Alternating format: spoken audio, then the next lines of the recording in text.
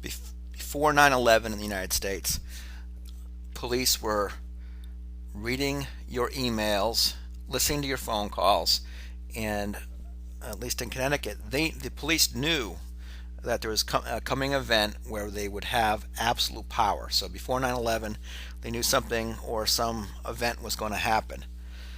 I got in the way of the police prostitution and drug dealing racket in Stafford Springs, Connecticut. I dared own rental properties that I fixed up from a boarded up condition, and I was the target of police, not criminals.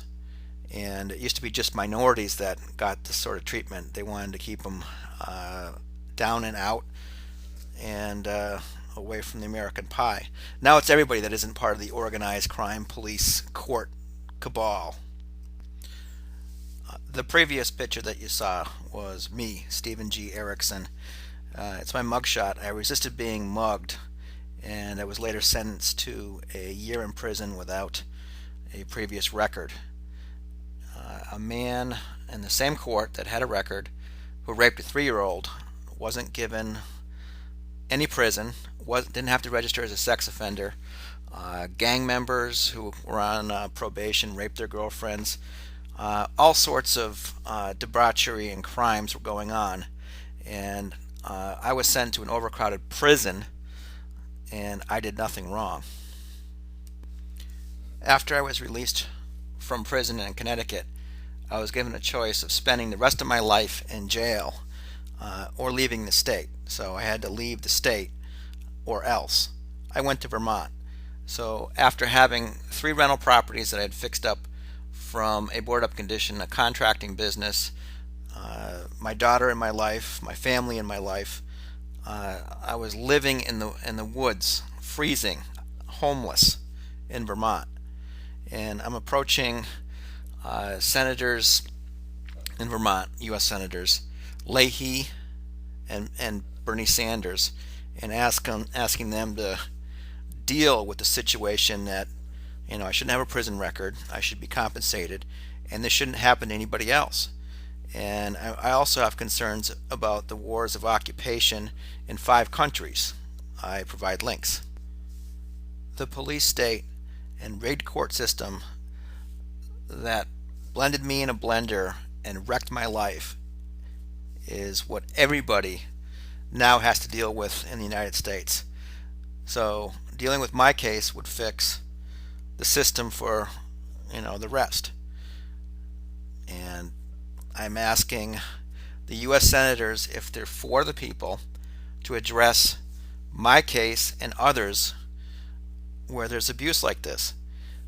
Trillions of dollars are being stolen, for these illegal wars to enslave us, and basically the economy is being ruined. We're in a depression, so we have to end the police state. And I'm asking the U.S. senators in Vermont, are you for us, or are you for the corporate sleazebags? Prior to 9/11, I had approached Connecticut U.S. Senator Chris Dodd with the police situation going on near my properties. As far as in order to make a living, I needed police protection and service. I didn't need them using tax dollars to pay prostitutes and drug dealers to basically work for the police. I mean, that's ridiculous. They were setting people up. It's the whole drug delivery system is just basically taxing crime. They leave the big players, the small players they use as pawns, and then they confiscate property, cash, and assets. So basically, at least in Connecticut, maybe either for the rest of the country or in the rest of the country, it is also organized crime. The courts and the police organize crime. Contacting Connecticut Senator Dodd's office prior to 9/11, right after, Connecticut State Police were following me around, threatening my life, threatened that I would be beaten up, arrested, I could lose my properties, my daughter, and I didn't think that in America that it could happen. So I'm asking Vermont U.S. Senators Leahy and Sanders, Look into it. I mean, if somebody contacts them, should they get arrested? Should they go to prison? Should they lose their property? Should they lose everything and then not be able to get a job because they have a criminal record? I was held as a political prisoner, so if it can happen to me, it can happen to anybody. So I'm asking them, what are they going to do about it? It's just ridiculous. You know, the whole situation that we're living in now, all of us, all Americans, we shouldn't have to put up with it. Please check out the link that I supplied with this video. There's other video, there's experts that basically back up everything that I've said in this video, how it's a national, worldwide scam. And, you know, if you're an American, do you want your U.S. tax dollars to be used to harm the world, make assholes rich? You know, do you want to be spied on? Do you want to be abused? Do you want to pay for this? Do you want your children to pay for this? Do you want your grandchildren to pay for this? Do you want to pay to have your own country ruined? Well, if you don't, why don't you contact your elected officials and tell them how you feel? And I suggest that on September 10th at 9:11 a.m. your time zone, you stand in a intersection or highway merge. Basically, if you block highway traffic at 9:11 a.m. on September 10th, because September 11th is a Saturday, but 9/11 in your time zone, maybe the rest of the country will get the message. And I love America. I love Americans. But the flag, to me, represents offshore corporations, war contractors, banksters, just a bunch of just complete assholes. So I won't salute the flag. I won't say pledge allegiance to the flag. I won't stand during a national anthem, and I suggest others do too.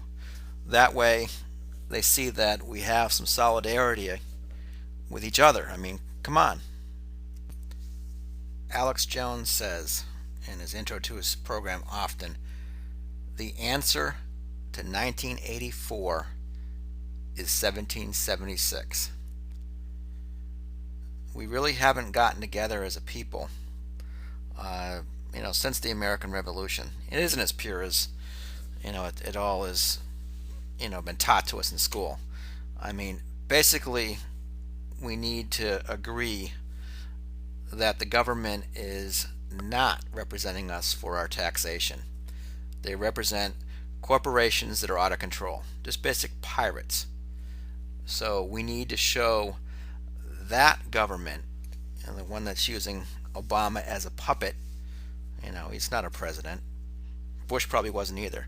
But let's stand together and do something and end the tyranny. Let's do it.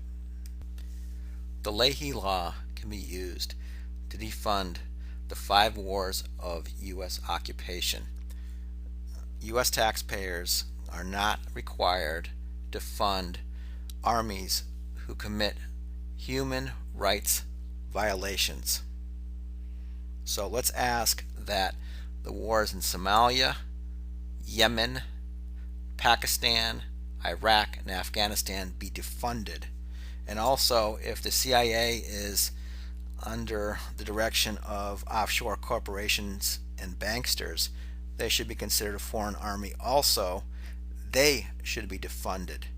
There should be civilian oversight of the U.S. Department of Justice, all police, all spy organizations, and the courts to make sure that they do their jobs, don't steal from us, and that America is America. Are you with me? If you want to find my blog, you can do a word search on my name. Stephen with a V, middle initial G, Erickson is ERICKSON, and look for the August 11th post 2010.